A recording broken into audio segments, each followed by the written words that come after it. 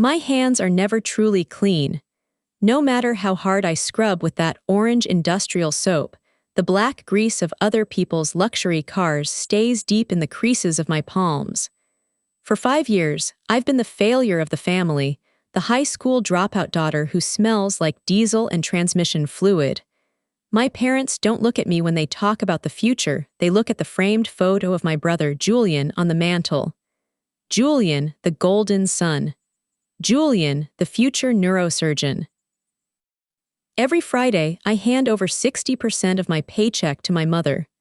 For Julian's tuition, she always says, her eyes shining with pride as she tucks my hard-earned cash into her designer purse.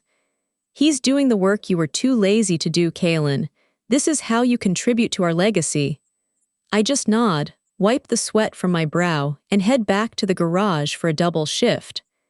I don't mind the work, but I mind the way they talk about me like I'm a ghost haunting their perfect home. Then came the call that changed everything. My boss needed a lead mechanic in the city where Julian's university was located, a 3-day emergency contract at a construction site. I thought, finally, I can see my brother. Maybe we can grab a burger and talk like we used to. I didn't call ahead. I wanted to surprise him at the luxury apartment my parents were killing themselves to pay for. But when I pulled up in my dented work truck, I didn't see a medical student with a backpack. I saw Julian stepping out of a $90,000 sports car, wearing a suit that cost more than my rent, with a woman on his arm who definitely wasn't a doctor. He didn't look tired from studying. He looked like a man who had never seen a textbook in his life. My heart hit the floor. The golden son wasn't in medical school, he was in a high-stakes game, and I was the one unknowingly bankrolling the deck.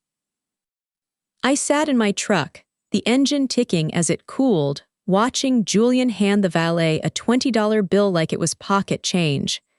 That was my grocery money for a week. I followed him, not to a hospital, but to a high-end lounge where the windows were tinted, and the music hummed with the sound of old money and bad decisions. I didn't look like I belonged there in my grease-stained work jacket, so I stayed in the shadows of the parking structure, watching the medical student work the room. He wasn't checking pulses, he was checking bets. I saw him huddled in a corner booth with 3 men, a deck of cards moving through his fingers with a speed that didn't come from surgery, it came from the street. By midnight, I had tracked him back to a penthouse that my parents' tuition payments couldn't possibly cover. I waited until the girl left, then I knocked. When Julian opened the door, the blood drained from his face so fast I thought he might actually need a doctor. "Kaelen, what the hell are you doing here?" he stammered, trying to block the view of the marble foyer behind him.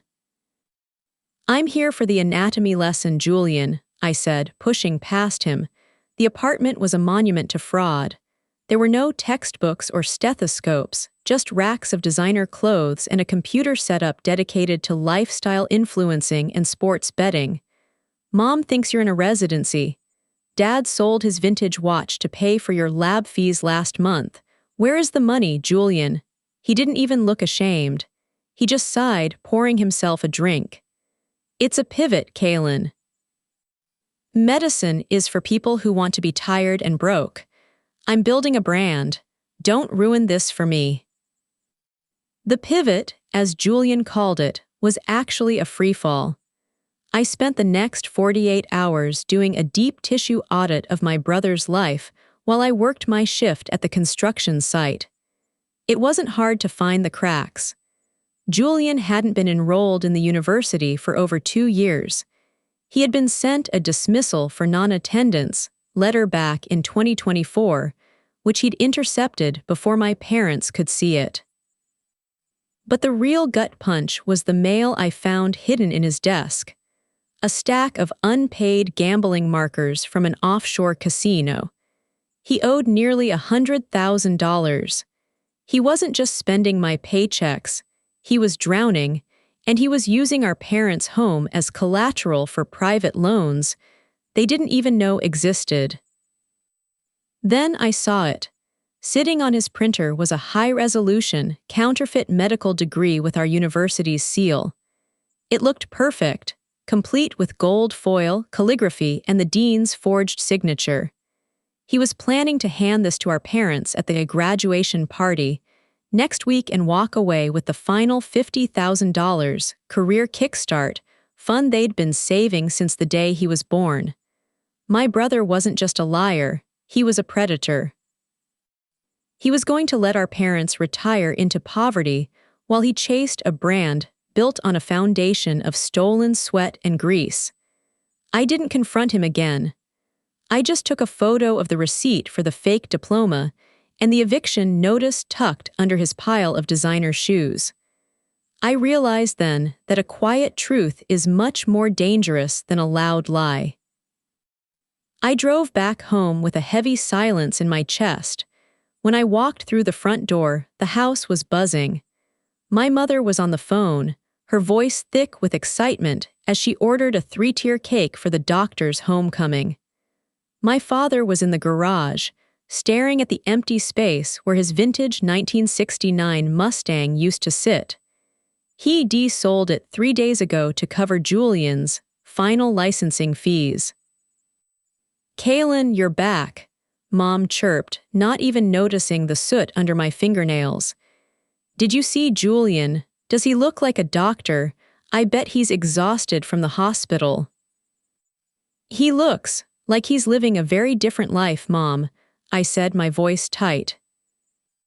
"Well, of course, he's elite now," she snapped, her tone shifting back to the usual condescension. "That's why we have to give him this party. It's his launch pad. We're giving him the $50,000 kickstart check on Saturday. It's every penny we have left, but it's worth it to see one of my children actually amount to something." My father walked in, looking older and frailer than I'd ever seen him. He patted my shoulder, the first time he'd touched me in months, but he didn't look me in the eye. "Don't be bitter, girl. We'll find a way to help you with your little shop one day, too. But Julian is the priority. He's the one who's going to carry this family's name into the world." The injustice of it felt like a physical weight. They were stripping themselves bare for a ghost. I looked at the graduation banner hanging across the living room and realized the only way to save them was to destroy their dream. The graduation gala was a masterclass in deception. Julian arrived in a rented limousine, looking every bit the part of the successful young doctor. He hugged our mother, shook our father's hand, and even gave me a smug, warning look that said, "Keep your mouth shut." The house was packed with family, friends, and neighbors. Julian stood at the head of the table, holding the counterfeit diploma like a holy relic. "I want to thank my parents," he began, his voice dripping with practiced humility. "Without their support, I wouldn't be standing here as a graduate of the finest medical program in the country. And to my sister, Kaelen, thanks for keeping the home fires burning while I was out saving lives." A ripple of condescending laughter went through the room. I stood up, my heart hammering against my ribs like a trapped bird. I wasn't wearing a dress. I was in my clean work shirt, the one with the grease stains that refused to fade. "I have a gift for you, Julian," I said, the room falling into a sharp, expectant silence. "A graduation present." I pulled a thick manila envelope from under my chair. Julian's eyes went wide, his knuckles whitening as he gripped the edge of the table. I didn't scream or make a scene. I just walked over and handed the envelope to my father. "What is this, Kaelen? Don't be dramatic," my mother hissed. "It's the transcript, Mom," I said, my voice echoing in the sudden quiet. "But not from the university, it's from the casino and the bank. Go ahead, Dad, open it. Let's see what 5 years of my sweat and your retirement actually bought us." The sound of the envelope tearing was the loudest thing in the room. My father pulled out the papers, not grades, but gambling debts, the dismissal notice from 2 years ago, and the receipt for the $200 fake diploma Julian was currently holding. The color didn't just leave my mother's face. She looked like she had aged 20 years in 20 seconds. She looked at Julian, then at the degree, and then back at the son she had worshipped. Julian, what is this?" Julian tried to laugh it off, but his voice was thin and brittle. It's a mistake, Mom. Kaelen is just jealous. She's trying to ruin my moment because she's a grease monkey who failed at everything." "The grease monkey is the only reason the lights are still on in this house, Julian," I said, stepping forward. I turned to my parents. "The $80,000 you sent for tuition went to a penthouse and a poker table. And that $50,000 check you're about to sign, it's already been earmarked by his bookies. He didn't graduate. He hasn't been to class since the first semester." The golden sun finally snapped. He started screaming about his brand and his vision, but the guests were already walking out, the shame of the fraud too heavy to witness. My father sat down, the fake diploma fluttering to the floor like a piece of trash. "Get out," my father whispered. It wasn't directed at me. Julian left that night in his rented car, which was towed 2 days later. My parents didn't get their money back, but they got the truth. Now I'm the one who handles the finances. I'm still a mechanic, and my hands are still dirty, but for the first time in my life, when I walk into my parents' house, they don't look at the mantle. They look at me.